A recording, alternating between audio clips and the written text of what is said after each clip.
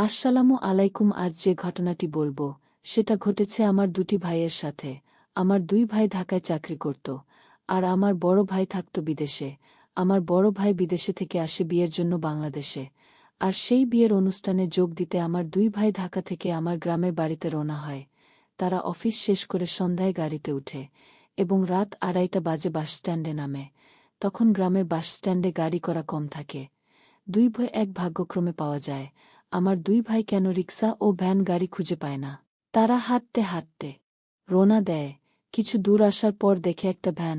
তখন ভ্যান গাড়ির চালক বলে, ভাই আমি মজিদ, আমি আপনাদের নিতে আসছি।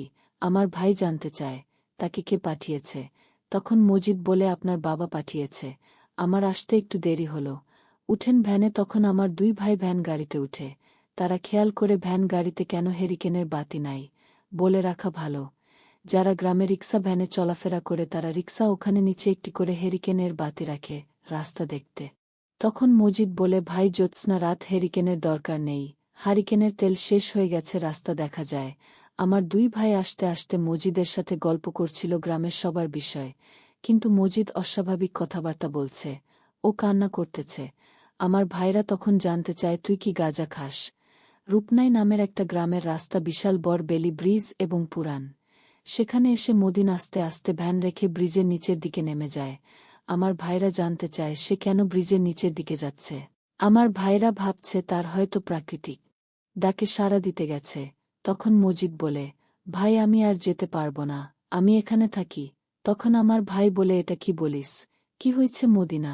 আমার ছোট ভাই বলে, ও হয়তো গাঁজা টাজা খায়, আবোল তাবোল বলছে। তারা ভ্যান থেকে নেমে যায় এবং আবার হাঁটতে হাঁটতে বাড়িতে আসে। বাড়িতে এসে তারা বলে, আব্বা যে মসজিদকে ভ্যান দিয়ে পাঠিয়েছে, ও রূপ নেবে ব্রিজ পর্যন্ত আইসা ব্রিজের নিচের দিকে নেমে গেছে, আর আসবে না, আমরা হাঁটতে হাঁটতে আসছি। মজিদ আবোল তাবোল কথা ও অদ্ভুত আচরণ করেছে রাস্তায়। ও কি গাঁজা খায়? তখন আব্বা বলে, এটা কি ধরনের কথা বলিস, মুজিব তো মারা গেছে। রুকনাই বেলি ব্রিজে উপরে ট্রাকের সাথে অ্যাক্সিডেন্ট করছিল মজিদের ভ্যান। আজ প্রায় 105 দিন হল মজিদ মারা গেছে। আমরা আজও জানি না এটা ভৌতিক বা অস্বাভাবিক, বিজ্ঞান ও ধর্মের বাহিরে।